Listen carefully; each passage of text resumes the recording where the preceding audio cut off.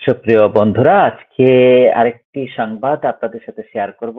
সেটা আমার মতো করে আমি যেভাবে ভাবছি, আশা করছি আপনারাও ইতিমধ্যে সেটি দেখে গেছেন। সেটি হলো আমাদের তরুণ রাজনৈতিক দল, যেটি জাতীয় নাগরিক পার্টি, পার্টির যিনি আহ্বায়ক হিসেবে দায়িত্ব নিয়েছেন নাহিদুল ইসলাম।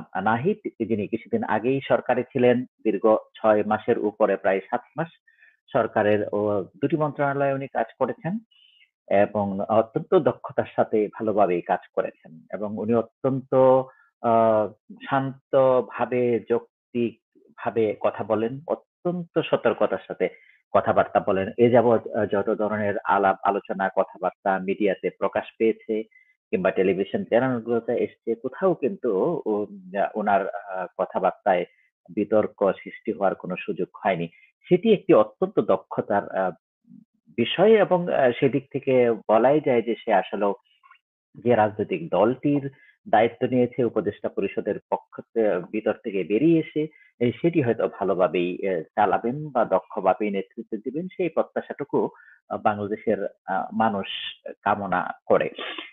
কিন্তু বিষয় হলো তাদের জন্য অনেক ধরনের সমালোচনা এখন পর্যন্ত রয়েছে। আমরা সবাই জানি যে সবাই বলে যে কিংস পার্টি হিসাবে এটি আত্মপ্রকাশ করেছে, যদিও অনেকেই এটাকে আর্গুমেন্ট দিচ্ছে যে কিংস পার্টি না বলার পিছনে যে সমস্ত কারণগুলা বলা যেতে পারে, তার মধ্যে অন্যতম হলো যে নাহিদুল ইসলাম নাহিদ সরকার থেকে বেরিয়ে এসছে, সেটি একটি গুরুত্বপূর্ণ দিক। এবং এই যাবৎকালে যে সমস্ত আহ, যাদের ব্যাপারে কিংস পার্টির কথা বলা হয়েছে, বিশেষ করে বিএনপি সর্বপ্রথম কিংস পার্টির কথা বলেছে অনেকেই, সেটি কিন্তু সরকারের থেকেই তৈরি হয়েছিল, কিন্তু পরবর্তীতে বিএনপি অত্যন্ত জনপ্রিয়তা পেয়েছে এবং বাংলাদেশে এখন তো সবচেয়ে জনপ্রিয় এবং বড় রাজনৈতিক দল, সেটির ব্যাপারে কোনো সন্দেহ নেই। কিন্তু সেইটার ক্ষেত্রেও আবার বিএনপির পক্ষ থেকে বা অনেক রাজনৈতিক বিশ্লেষণ বক্তব্য বা এই যুক্তির পাল্টা যুক্তি তাদের রয়েছে, কেন বিএনপি কে কিংস পার্টি বলা যাবে না, অথবা ক্ষমতায় থেকে উনি কেন, অর্থাৎ জিয়াউর রহমান কেন এই পার্টিটির প্রয়োজনীয়তা অনুভব করলেন। সেটির কিন্তু একটি বিশাল প্রেক্ষাপট ছিল, আপনারা সবাই জানেন। এবং আমরা জানি যে বাকশালের পরে 1975 পর থেকে একেবারে 78 পর্যন্ত, অর্থাৎ বিএনপি প্রতিষ্ঠিত হওয়ার আগ পর্যন্ত কিন্তু বাংলাদেশের পরিস্থিতি টালমাটাল ছিল এবং বাস্তবে কোনো পার্টি ছিল না, কারণ বাকশালের মাধ্যমে তো সমস্ত পার্টি বিলুপ্ত করা হয়ে গেছিল।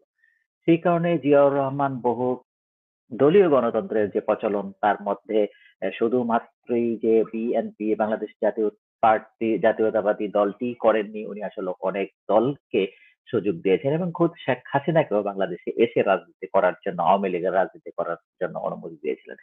সেটি অন্যদিক, কিন্তু সেই কারণেই এই দলটি আহ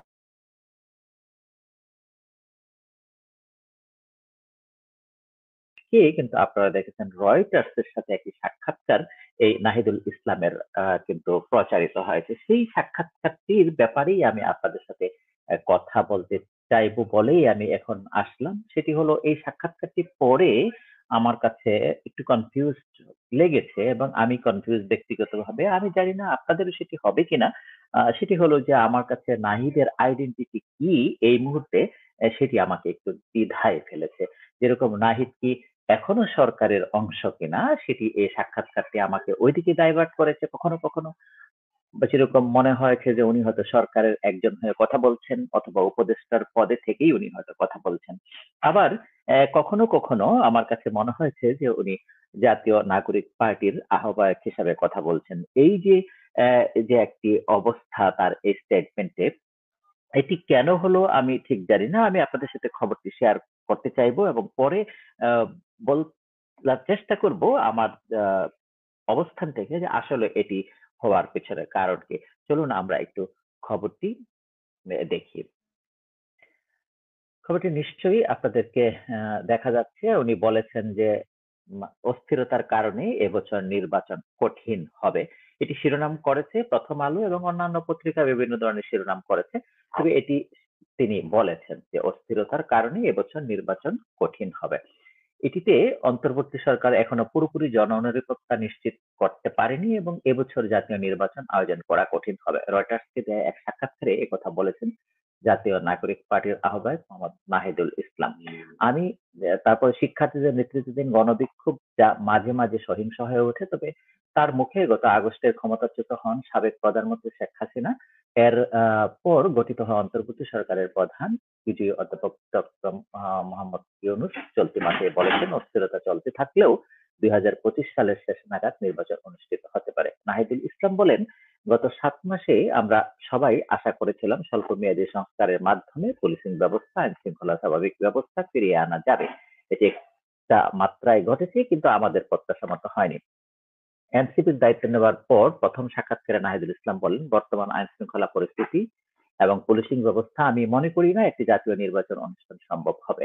গত মাসে উপদেষ্টাদের পদ ছেড়ে ছাত্র তরুণদের গঠিত দল জাতীয় নাগরিক পার্টির আহ্বায়কের দায়িত্ব নেন নাহিদ ইসলাম। তিনি প্রথম রাজনীতিক যিনি নির্বাচন আয়োজন নিয়ে প্রধান উপদেষ্টা অধ্যাপক মোহাম্মদ ইউনূসের দেয়া সময়সীমা সম্পর্কে সন্দেহ প্রকাশ করলেন।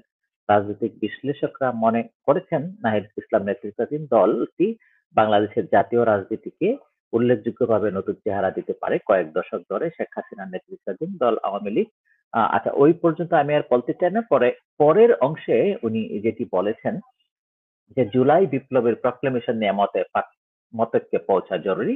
এটা একটা সনদ হবে যেটা বিভিন্ন রাজনৈতিক দল ও ছাত্রদের সঙ্গে আলোচনার ভিত্তিতে তৈরি পরিকল্পনা রয়েছে অন্তর্বর্তীকালীন সরকার। এই সনদে নাহিদ ইসলাম বলেন, আমরা যদি 1 মাসের মধ্যে মতৈক্যে পৌঁছতে পারি তাহলে আমরা দ্রুত নির্বাচনের আহ্বান জানাতে পারবো, কিন্তু এর জন্য যদি আরো সময় লাগে তাহলে নির্বাচন বিলম্বিত হবে। এই কয়েকটি ওয়ার্ড নিয়েই আমি আসলে আহ, কথা বলতে চাইবো। সেটি হলো যে উনি যে ভাষায় কথা বলেছেন, একটি হলো যে স্থিরতার জন্য নির্বাচন আয়োজন কঠিন হবে, এটি আসলে সরকারের ভাষা হতে পারে সরকারের পক্ষ থেকে, কিন্তু উনি যেহেতু এখন রাজনৈতিক দল, অন্যান্য রাজনৈতিক দল যেমনটি রয়েছে বিএনপি, জাতীয় পার্টি কিংবা ওই যে গণ অধিকার পরিষদ, তারপরে জামায়াতে ইসলাম, আরো জুনায়েদ সাকির দল, ওরা অনেক প্রায় 40, 42, 50টার মতো দল রয়েছে বাংলাদেশে।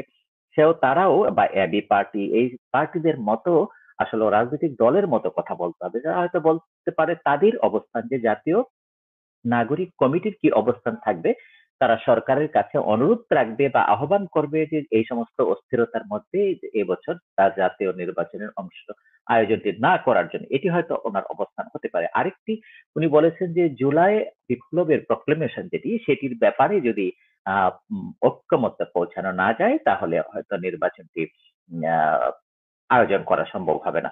তো সেটিও তো সরকার দেখবে, কারণ আমাদের অন্যান্য রাজনৈতিক দলগুলোও কিন্তু নির্বাচন দেওয়ার জন্য সবসময় দাবি করে আসছে এবং সরকারের পক্ষ থেকেও কিন্তু অব্যাহতভাবে বলছে যে নির্বাচনটি আয়োজন করা হবে ডিসেম্বরের মধ্যে। বিভিন্ন জায়গায় কিন্তু একেবারে রেকর্ড রয়েছে, মিডিয়াতে সরকার আনুষ্ঠানিকভাবে বলছে, সরকারের প্রেস উইং এর পক্ষ থেকে সরকার প্রধান নিজে বলছেন সবসময় প্রতিনিয়ত। গতকালকেও আমরা দেখেছি বিবিসি কে বলেছেন।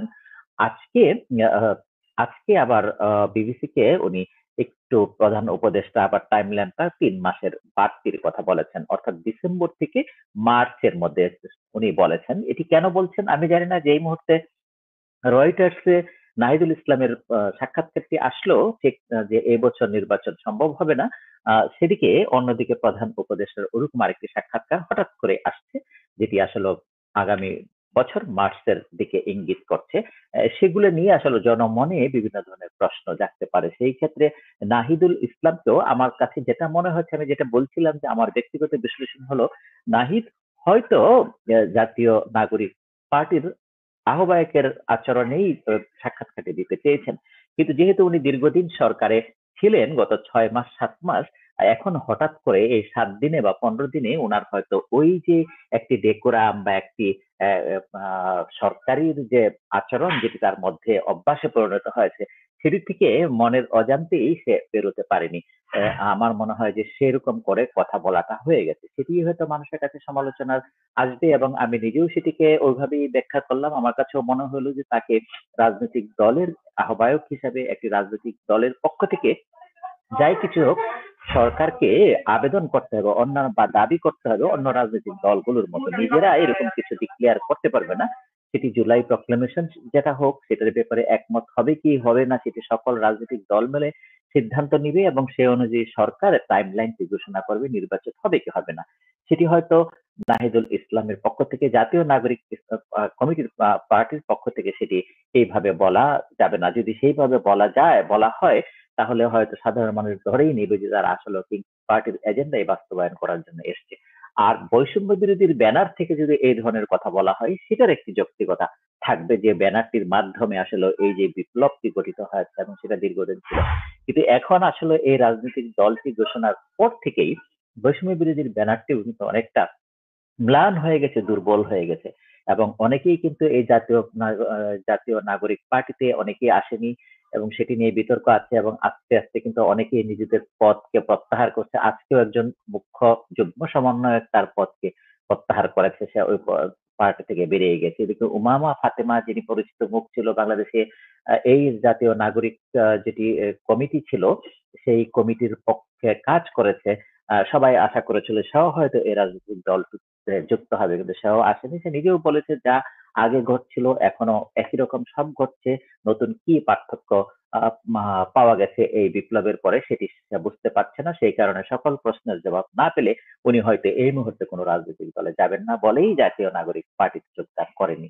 এই সমস্ত বিষয় কিন্তু আসলে আমাদেরকে একটু সন্দিহানি করে তুলছে। তারপরেও আমরা চাইবো যে জাতীয় নাগরিক কমিটির আহ্বায়ক হিসেবে নাহিদুল ইসলাম সামনে যে সমস্ত বক্তব্যগুলো দিবেন, ওনার রাজনৈতিক নেতার চরিত্রেই ফিরে আসবেন। খুব দ্রুত সরকারি উপদেষ্টার পদের যে চরিত্রটি উনি বহন করছিলেন গত 6 মাস তার থেকে বেরিয়ে আসবেন। ধন্যবাদ। আপনারা সবাই ভালো থাকবেন।